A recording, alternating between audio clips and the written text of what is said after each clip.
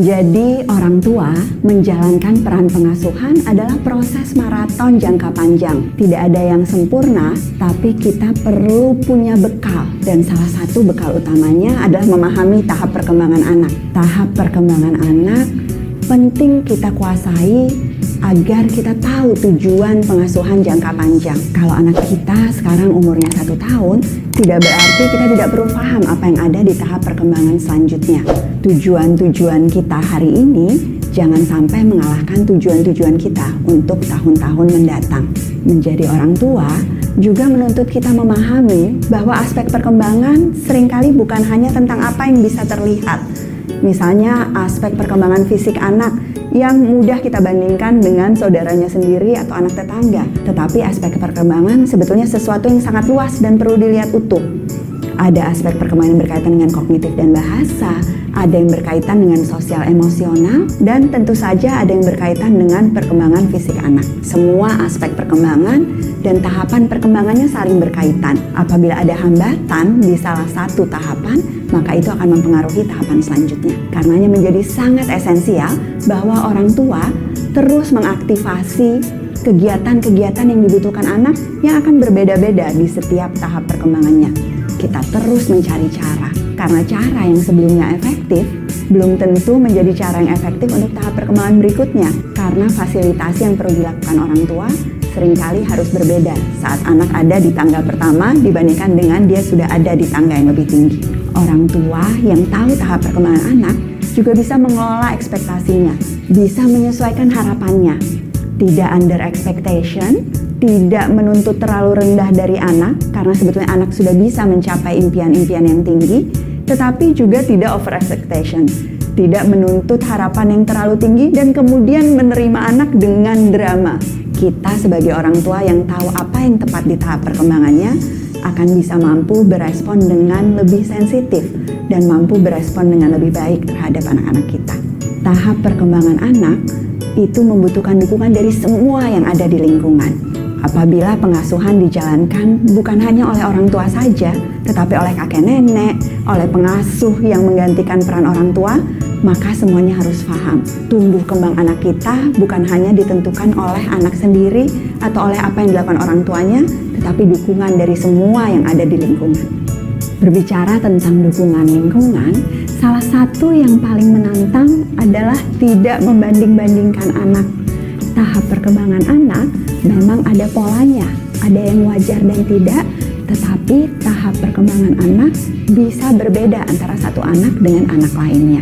Anak-anak dengan temperamen bawaan tertentu, anak-anak dengan kondisi lingkungan dan pola pengasuhan yang berbeda bisa tumbuh dengan kecepatan yang berbeda, bisa lebih unggul di satu aspek, tetapi lebih lemah dan butuh tantangan dan dukungan di aspek perkembangan yang lainnya. Apapun kondisi anak kita, tugas utama orang tua adalah menstimulasinya dengan mengajak main bersama.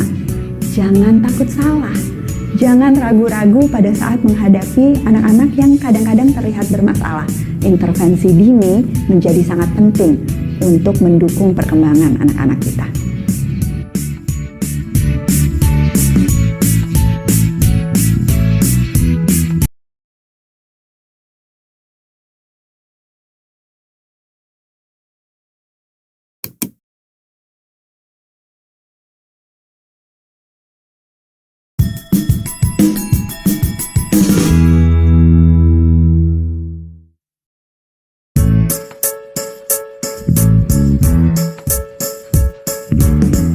Bayi yang baru lahir tidak datang tanpa kemampuan apapun. Dia terlahir dengan refleks-refleks yang merupakan karunia Tuhan. Kadang-kadang orang tua bingung karena tidak tahu itu bagian dari sesuatu yang wajar pada bayi. Suka terkaget-kaget, genggaman yang sangat kuat, air liur yang banyak berkaitan dengan refleksnya pada saat menelan. Semua adalah bagian dari tahap perkembangan anak di usia 0-3 bulan ini. Di usia ini, salah satu tantangan utama juga biasanya berkaitan dengan tangisan. Kita seringkali panik dan menganggap tangisan adalah tanda bahaya.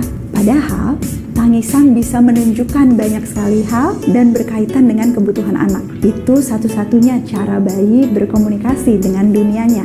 Akan ada waktu di mana ibu maupun ayah bisa membedakan makna masing-masing tangisan. Yang pasti, semua bayi di usia ini sangat memperhatikan respon dan juga raut muka orang dewasa yang ada di sekitarnya. Dia sangat ingin bertemu dengan orang dewasa yang banyak tersenyum, sebetulnya sangat ingin dipeluk dan mendapatkan kehangatan dari orang tuanya di bulan-bulan awal kehidupannya. Bayi usia 4-8 bulan suka sekali memasukkan sesuatu ke dalam mulutnya, semua yang ada di sekitarnya. Apakah itu wajar? Jawabannya tentu iya.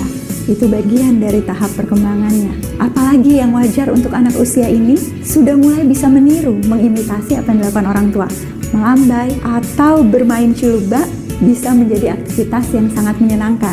Karena apapun yang Anda lakukan, sudah mendapatkan respon dari bayi yang kecerdasannya makin nyata untuk orang tua. Di usia 4-8 bulan ini, yang juga makin nyata adalah temperamen bawaan. Bayi sudah mulai bisa mengobservasi lingkungan dengan jauh lebih baik, mendengar suara petir atau mendengar suara anjing menggonggong akan menghasilkan reaksi yang berbeda antara anak dengan temperamen bawaan yang berbeda. Ada yang langsung kaget atau menangis keras, ada yang bersembunyi, ada yang kelihatannya cuek saja. Nikmati usia ini untuk kemudian lebih mengenal bagaimana tahap perkembangan dan temperamen bawaan bayi Anda. Usia 8-12 bulan adalah petualangan yang luar biasa untuk bayi yang mobilitasnya sangat tinggi, mulai dari belajar merangkak, merambat, sampai berjalan. Pertumbuhan fisik yang luar biasa ini menyenangkan untuk orang tua, tetapi ada tantangannya karena kita seringkali hanya berpikir bahwa tahap perkembangan anak berkaitan dengan motorik dan fisiknya. Padahal di usia ini pula anak mulai belajar bermain pura-pura, mulai menirukan meminum sesuatu dari gelas mainan, mulai sebetulnya mengembangkan imajinasinya dengan mulai menggoda orang tua berpura-pura jatuh padahal sebetulnya dia sudah bisa melangkah misalnya. Di usia ini perkembangan sosial emosional juga ditunjukkan dengan pengenalan yang makin erat terhadap orang tuanya dan kekhawatiran pada saat berpisah atau berhadapan dengan orang baru. Jangan khawatir bila bayi Anda menunjukkan perilaku ini, karena itu justru menunjukkan perkembangan kognitif yang sesuai dengan tahap perkembangannya.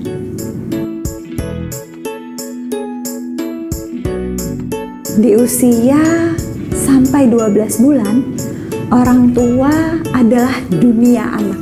Begitu pentingnya peran pengasuh utama ini, begitu esensialnya bahwa kita sebetulnya sensitif dan responsif terhadap kebutuhan anak. Orang tua yang mendukung tidak mungkin bersikap cuek pada saat anaknya menangis. Orang tua yang sensitif tidak akan membiarkan tangisan bertahan terlalu lama, bahkan sampai berhenti dengan sendirinya, karena tahu bahwa setiap tangisan ada artinya. Bukan untuk membuat Anda kelelahan atau dilakukan dengan sengaja untuk cari perhatian, tetapi memang karena ada kebutuhan yang valid untuk bayi-bayi di usia 0-12 bulan ini. Bayi di usia ini tidak membutuhkan alat yang mahal, misalnya baby walker yang seringkali justru berbahaya apabila digunakan tanpa pengawasan, tetapi membutuhkan interaksi yang intensif dengan pengasuh utamanya, orang tuanya. Diajak main adalah kebutuhan.